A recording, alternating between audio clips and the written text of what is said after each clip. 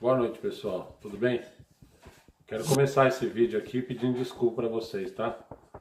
Eu gravei ontem o vídeo da aula que eu prometi para todo sábado, mas deu um problema na hora de carregar a conversão do vídeo, do formato.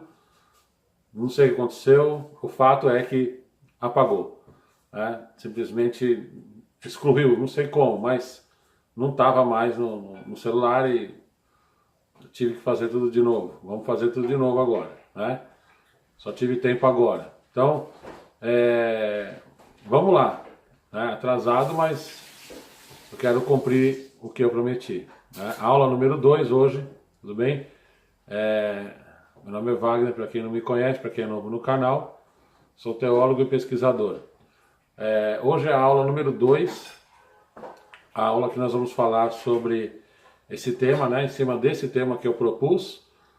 Teve já uma aula, vou deixar o link na descrição da primeira aula. Né, hoje é a aula número 2, que nós vamos falar ainda em cima daquele tema, a origem e desenvolvimento do pensamento socialista comunista. Então, nós falamos na primeira aula sobre as características. Eu preferi fazer isso para quê? Para aqueles que não conhecem, como eu tô fazendo as aulas, eu estou montando esse curso para aqueles que são leigos. Eu não estou aqui para ficar falando palavras acadêmicas e querer impressionar alguém com palavras bonitas. Não. O vídeo ele é voltado para quem é leigo, para o público leigo, aquele que quer aprender em linguagem simples aquilo que é ensinado sobre esse assunto. Ok? Se você pesquisar aí no YouTube, na internet, eu tenho olhado aí e a linguagem é muito pesada e não atinge as pessoas. As pessoas mais simples não conseguem entender o que é esse assunto e nem a importância dele. Pois bem, então vamos lá. Hoje, na aula número 2, o tema nós vamos lá na origem, né, disso tudo. Vamos dizer que são esboços, tá? São esboços da ideia, da ideia socialista. Não é ainda a ideia toda. A ideia toda ela é um conjunto de pensamentos que veio durante aí a história.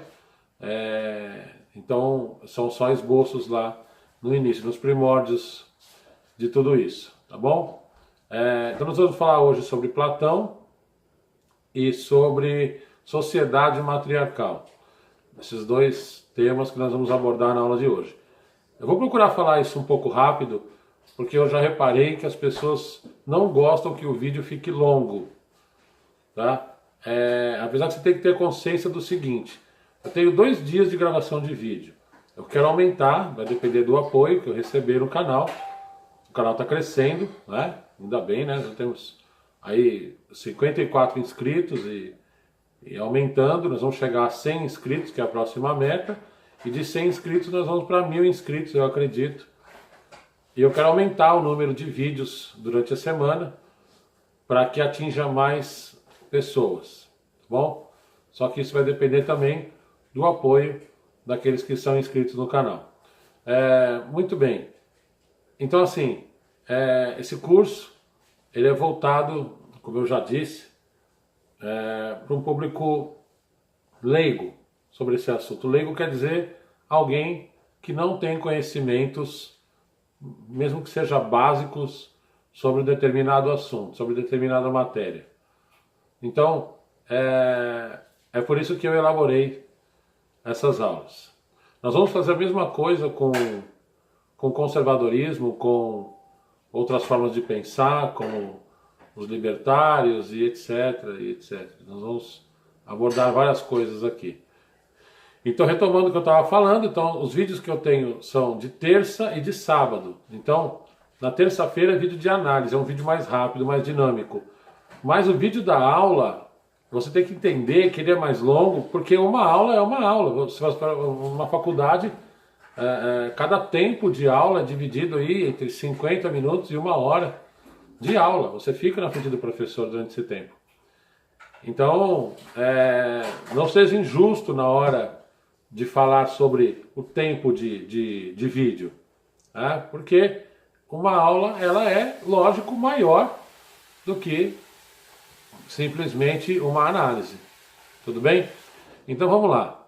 Vamos começar então com Platão. Eu vou procurar falar rapidinho e para não ficar muito longo esse vídeo, tá bom? Platão foi um filósofo grego que viveu em torno de 400 antes de Cristo. Ele foi discípulo de Sócrates e foi mentor de Aristóteles. Então, daí a importância de Platão no pensamento, principalmente no pensamento da sociedade ocidental, do mundo ocidental. Ele ficou entre dois dos maiores pensadores da antiguidade, né? Que foi Sócrates e foi Aristóteles. E ele teve uma importância muito grande por aquilo que ele escreveu, principalmente na área escrita, na área de pensamentos e ideias. Ele fundou a academia em Atenas, é atribuído a ele esse feito, não é? Porque a academia era um lugar onde se debatia as ideias, e isso é muito importante. Então ele ajudou a desenvolver todo o pensamento grego, né? Que os gregos são na realidade os pais, né? do pensamento ocidental. Vamos colocar dessa forma.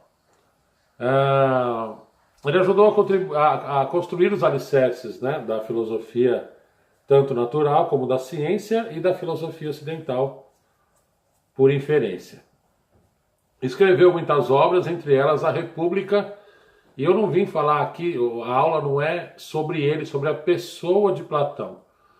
Né? A aula é sobre origem, desenvolvimento e pensamento socialista. Então, eu vou focar só nessa obra. Essa aula vai falar sobre esse livro que Platão escreveu, que é o livro A República, onde tem os primeiros traços, as primeiras ideias de uma sociedade socialista, vamos dizer assim, né?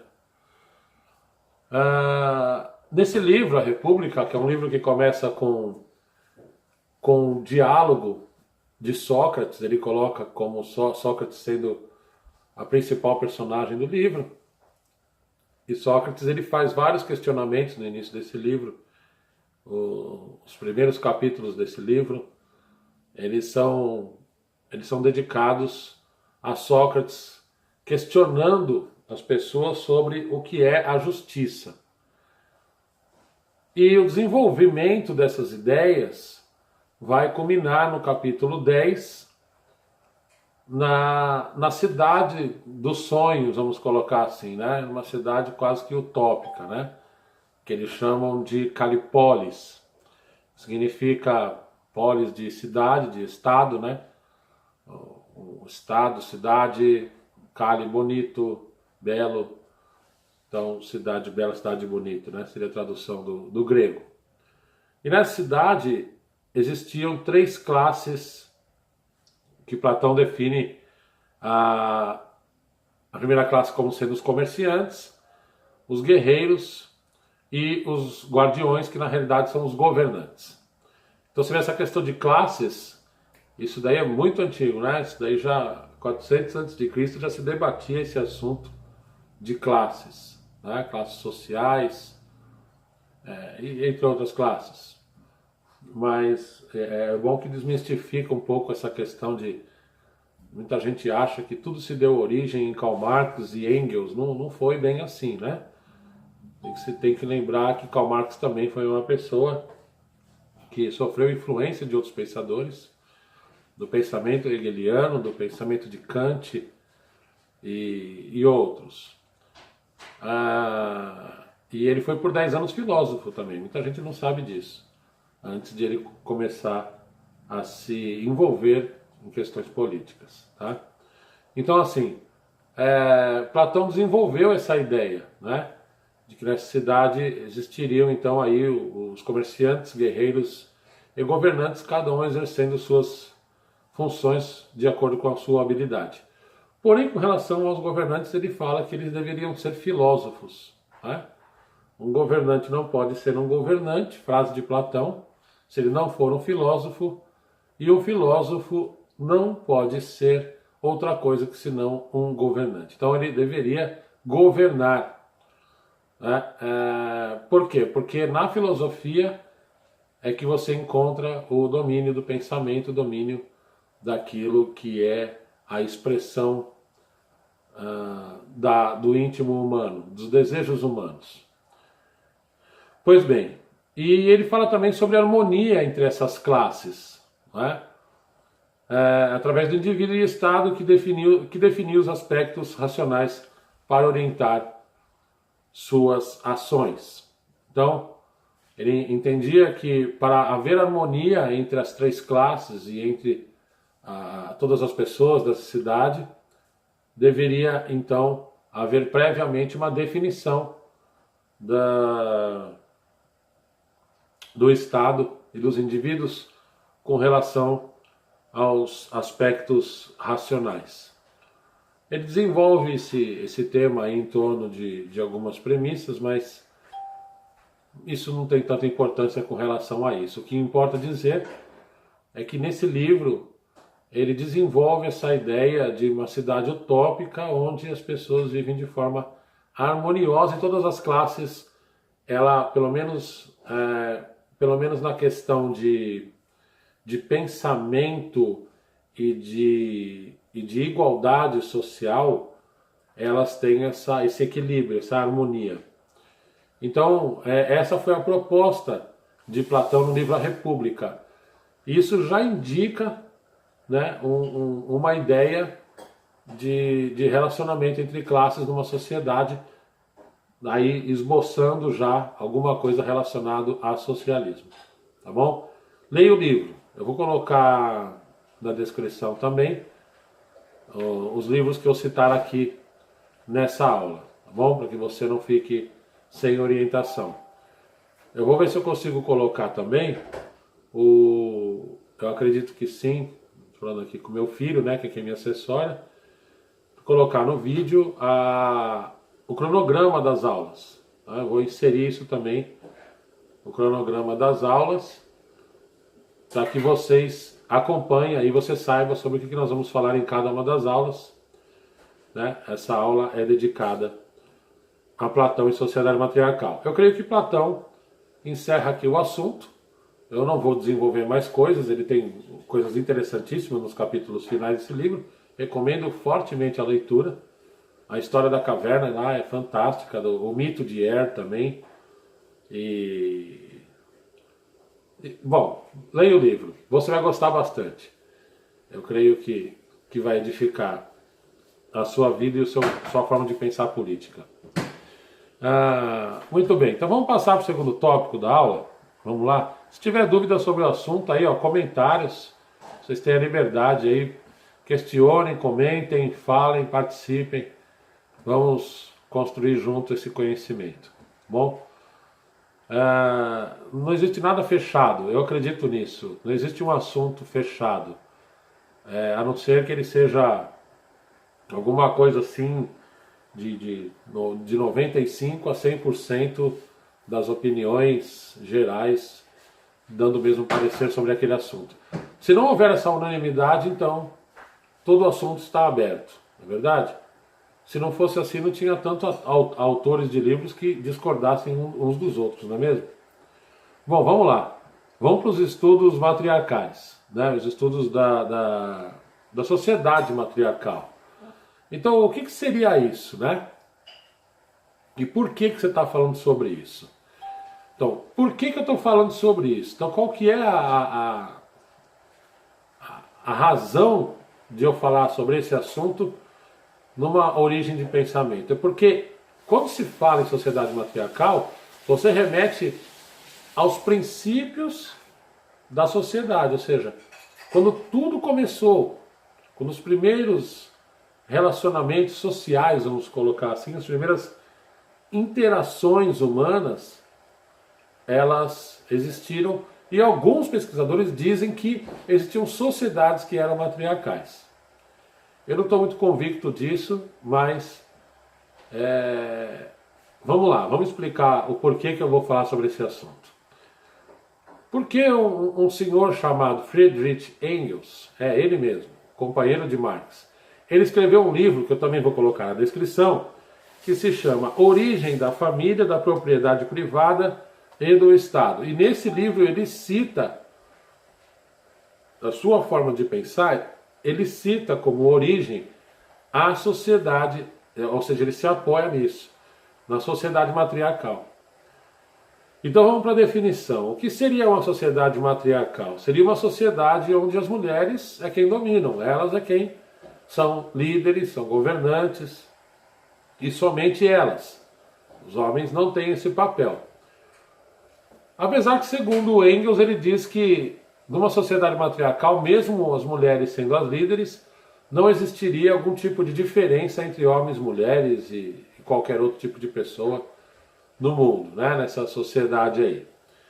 Bom, o que me chama a atenção nesse tipo de sociedade é que ele descreve essa sociedade como uma coisa que me choca, porque numa sociedade matriarcal, segundo a definição dele, os filhos que são gerados de vários pais não têm vínculo com os seus pais, ou seja, ele não tem uma identidade. Os filhos pertencem ao Estado, eles pertencem à sociedade, eles nasceram para servir à sociedade. E assim, eu não gosto de opinar sobre isso, apesar, lógico, isso choca qualquer pessoa, eu não quero opinar, porque senão vai parecer que eu estou atacando já, né, o Engels. Mas é assim, já que nós estamos dando essa aula, eu queria que você participasse com a sua opinião sobre esse assunto. E aí, nos comentários, eu vou opinar e vou falar o que eu penso sobre isso, se eu acho isso certo ou errado e por que acho. Ok? Então, use os comentários para nós desenvolvermos essa ideia aí, tá bom? Outros autores também citaram esse tipo de sociedade, o Bachofen, o Morgan, o Lewis Morgan e o Engels. Eu vou colocar todos os livros na descrição para que você possa adquirir aí, fazer a leitura e também chegar às suas próprias conclusões, tá bom? Olha, eu vou encerrar aqui a aula. Eu disse que ia fazer uma aula mais curta que a outra, né? Tá sendo um tempo menor, não é isso? Ele está acompanhando aqui o tempo. Eu quero encerrar aí a aula, porque eu creio que isso eram os pontos que eu queria tratar. Vou falar aqui sobre, sim, o tradutor de direita, né? O canal Tradutor de Direita Vegano tem me apoiado muito e eu peço aos meus inscritos aí que também o apoiem, também vão lá, dê o seu like lá, faça sua inscrição, apoie esse pessoal aí que é do bem e tem me ajudado aí na divulgação do canal, tá bom? É isso aí, um ajudando o outro, a gente chega lá, né? E também quero indicar um outro canal de um amigo meu, Pastor Marcos Lopes, Ministério Espada Triunfante. Acesse lá, vou deixar também esses links na descrição. Acesse lá e faça a inscrição, ajude, colabore. Ele é uma pessoa muito dedicada, um pesquisador também. E quando ele fala sobre algum assunto, é como eu procuro analisar bem aquilo e ver os dois lados antes de falar alguma coisa, para não falar alguma coisa de maneira impensada. Né? O cristianismo é caracterizado por isso, por esse equilíbrio. Né? O verdadeiro cristão, pelo menos, deveria ser assim. Ele tem esse equilíbrio de ideias e de atitudes. Ok? Vamos terminar então? Sim, o Apoia-se, né? Não preciso falar, eu já falei sobre isso. Tem o link do Apoia-se aí na descrição, aí embaixo. Por favor, acessem lá. Se puder contribuir, contribua e nos ajude nessa obra. Ok? Eu tinha colocado aqui no meu roteiro, eu trabalho com um roteirinho aqui, já deu para perceber, né? Senão eu acabo esquecendo. Sobre essa questão das disputas, eu coloquei falar sobre disputas, né? Que teve aí uma disputa, umas discussões aí que eu achei até desnecessárias, né? Porque tem um verso das Escrituras Sagradas que ilustra bem isso. Ele fala assim, olha, ao herege você admoesta uma e duas vezes e depois deixa. Se você entende que a pessoa que está debatendo com você, Se você entende que essa pessoa, depois de você explicar uma vez, duas vezes, e mesmo assim a pessoa continua persistindo naquilo que você entende como sendo errado, deixa, larga, não é? Se você for um cristão, ore por essa pessoa. Não fique insistindo demais nisso, porque isso vai gerar uma animosidade, uma briga, e isso não vai levar ninguém a lugar nenhum. Vai dividir mais ainda as pessoas, né? Nosso Brasil aí está mais dividido do que tudo, e não é esse o propósito, né? O propósito é unir, dentro do possível, mas o propósito é unir. Seres humanos que se dividem, eles são fracos. Quanto mais nos dividimos, mais fracos nós somos. Menos representação nós temos. Tá? Então é importante nos unirmos. Muito bem. Vou terminar com a frase de Platão, uma frase muito interessante. Pense nisso, raciocine aí sobre esse assunto. Tá bom? Ele disse assim, Platão. Ele falou várias coisas, mas eu achei interessante isso daqui. Ele falou: não espere por uma crise para descobrir o que é importante na sua vida. Pense nisso, coloque aí nos comentários também. Agradeço por você ter assistido até aqui e até o vídeo de terça-feira. Valeu!